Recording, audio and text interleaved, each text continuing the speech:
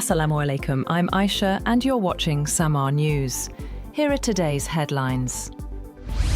Chief of Defence Forces, Field Marshal Asim Munir, says most TTP fighters infiltrating into Pakistan are Afghan nationals.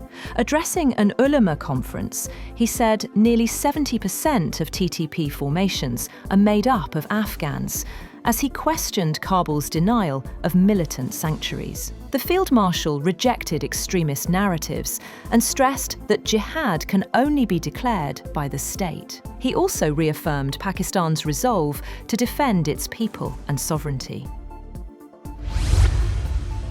US President Donald Trump is preparing for a more aggressive immigration crackdown in 2026, with billions in new funding, including by raiding more workplaces, even as backlash builds ahead of next year's midterm elections. Trump has already surged immigration agents into major US cities, where they swept through neighborhoods and clashed with residents. While federal agents this year conducted some high-profile raids on businesses, they largely avoided raiding farms, factories, and other businesses that are economically important but known to employ immigrants without legal status. Russian President Vladimir Putin's top foreign policy aide has said that changes made by the Europeans and Ukraine to US proposals for an end to the war in Ukraine did not improve prospects for peace. The US drafted proposals for an end to the nearly four-year-old war, leaked to the media last month, raised European and Ukrainian concerns that they were tilted too far in Russia's favor. Kremlin foreign policy aide Yuri Ushakov told reporters in Moscow that the European and Ukrainian changes would not improve the chances of peace. France has decided to build a new aircraft carrier to strengthen its role as a major maritime power. President Emmanuel Macron announced the decision while addressing French troops at a military base in Abu Dhabi. Macron said the programme was approved this week and would significantly boost France's naval capabilities. Australia's Prime Minister Anthony Albanese has ordered a review of police and intelligence services following a deadly shooting on Sydney's Bondi beach that left 15 people dead. Albanese said the government would examine whether security agencies have the powers, structures, and information sharing arrangements needed to keep Australians safe. The incident occurred on December 14th during a Hanukkah celebration. One alleged gunman was killed by police at the scene, while his son remains under police guard in hospital and faces multiple charges, including terrorism and murder.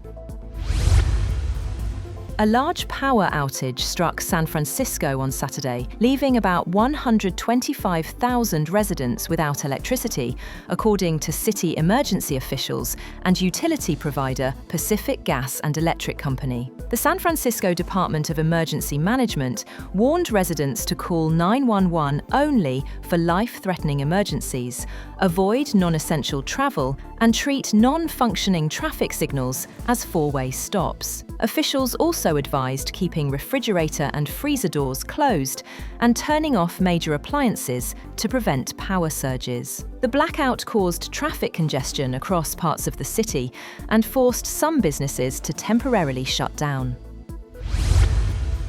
At least 11 people have been killed and several others wounded after armed men opened fire at a licensed tavern in the Beckersdale township near Johannesburg. The attack occurred just before 1 a.m. local time, when about 12 suspects arrived in vehicles and shot at patrons before fleeing the scene. Police have launched a manhunt for those responsible.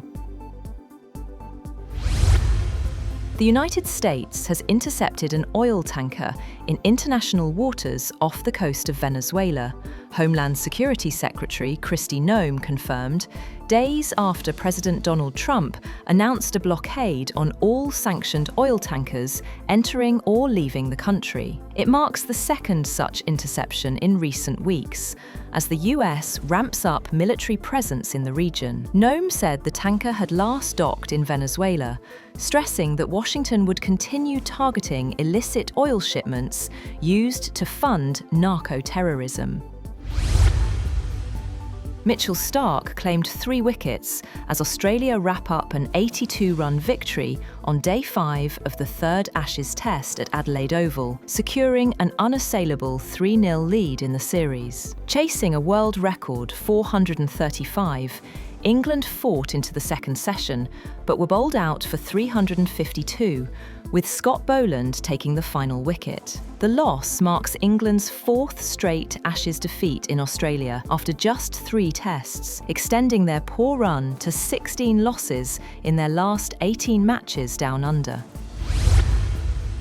Pakistan have crushed arch-rivals India by 191 runs to win the Under-19 Asia Cup final in dominant fashion. Opener Sameer Minhas smashed a record 172, powering Pakistan to 347. India collapsed for just 156 as Ali Raza led a ruthless bowling attack. The win sealed Pakistan's biggest ever margin of victory in an Under-19 Asia Cup final. That's all for now. For more updates, visit www.samaa.tv. Thank you for watching Samaa News.